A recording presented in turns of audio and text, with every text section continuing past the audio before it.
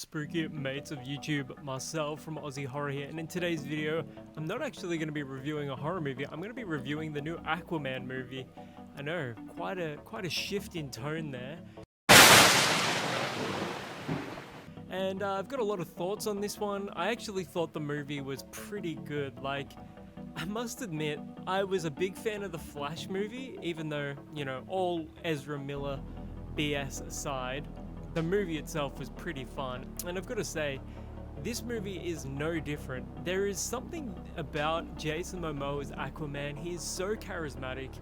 And whenever I think of Aquaman now, I actually do not think of the classic Aquaman, you know, white, you know, short blonde hair. I actually think of Jason Momoa as Aquaman. He's like sort of replaced my mental image of Aquaman, and the bloke just has so much charisma. It's ridiculous.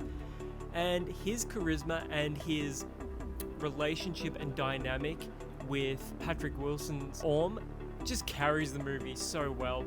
This, I've got to say, was much better than the Marvels. I was going to review the Marvels, but I ended up not reviewing it. So if you want me to actually do a review of the Marvels, I didn't hate it either. Let me know in the comments below and I'll work on a review for you. But Aquaman's relationship with his brother here really carried the whole film. And it gave the film so much heart, and they're sort of working against one another. And Patrick Wilson's character is refusing to call him brother, but at the end of the movie, you get that heartwarming moment where he refers to him as his brother and how he was, you know, a much better king of Atlantis than he was. Just heartwarming, and it actually felt genuine. Like, Patrick Wilson is an incredible actor, super underrated. I mean, we all remember him from Zack Snyder's Watchmen, so it's sort of like a natural progression from Watchmen to here.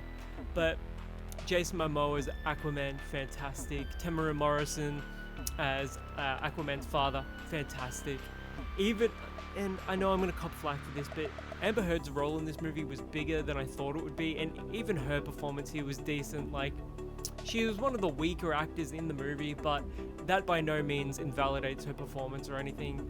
You know, I'm not going to comment on all that drama with Johnny Depp and all of that. It's been played to death at this point. I'm just judging it solely for this performance, solely for this movie, and I thought she was better in this movie than she was in the first Aquaman. This Aquaman, in general, is just a significantly better movie than the first Aquaman, and I liked the original Aquaman. How many times am I going to say that word in this review? Take a guess and drop it in the comments below, and we'll see how that plays out. But yeah, the movie, I felt the villain, Black Manta, a bit, I don't know, he felt a bit generic here. The performance was good, but Yahya Abdul-Mateen's performance was decent, although I just didn't believe his motivation here. I didn't sort of get the intensity that was required to sort of sell the fact that it was sort of like a blood rivalry almost here between his character and Jason Momoa's character. But I thought the performance was decent, and it was more of a fault of the writing and the motivations rather than the actor's performance. The cast of the movie in general was so good. Dolph Lundgren, Nicole Kidman, Jason Momoa, Patrick Wilson, the list goes on, Randall Park. Just a star-studded cast here, and they all do such a fantastic job. It's kind of crazy to me that CGI in these superhero movies has gotten progressively worse as time has gone on, and yet these DC movies, they seem to have way more heart and are getting critically smashed rather than the Marvel movies. And I just don't understand why. I felt a lot more heart and emotion watching The Flash of all the movies and Aquaman and the Lost Kingdom than I have in the last bazillion Marvel movies. The last good Marvel movie, I've got to say, was probably No Way Home. That's not to say I haven't liked a lot of the Marvel stuff lately. It's just overplayed. The CGI was decent in some spots and absolutely abysmal in others, like at the end of the movie where Aquaman's like addressing a crowd. Just the outfit, his costume, you could tell it was like such poor CGI, but again, that's not the fault of the actor or anything like that. It was just terrible CGI. And yet, halfway through the movie, when there's these like octopus creatures like swimming in the water, and then these Ray Harryhausen stop motion effects for the CGI, it kind of gives them like this herky-jerky feeling. And I thought that was incredibly well done, that it was sort of like almost a little nod, what I saw, to a lot of the older, you know, the King Kongs and the Jason and the Argonauts, that sort of stuff. All of that was quite well done. And then you've got the terrible costumes and the underwater effects, which I gotta say, it's not that bad, but it's not super detailed. It's like really soft focus to sort of shy away, to kind of blur the fact that it's like probably not the best utilized CGI. The movie itself, though, I was a big fan. I would go so far as to kind of give it like a 7.5 out of 10, almost. Like, I really enjoyed it. I enjoyed it significantly more than the Marvels, and I want to clarify again, I didn't dislike the Marvels. I thought that was better than I expected. And again, if you want to see my review of that and you're interested in it, drop a comment below. So despite the egregious use of green screens and CGI here, the movie itself had a lot of heart, more heart than in the last 5 or so Marvel movies that I've seen, which says a lot about the industry and where cinema is at nowadays. Like, I'm not gonna just come in and shit on a bunch of superhero movies because that's the trendy thing to do.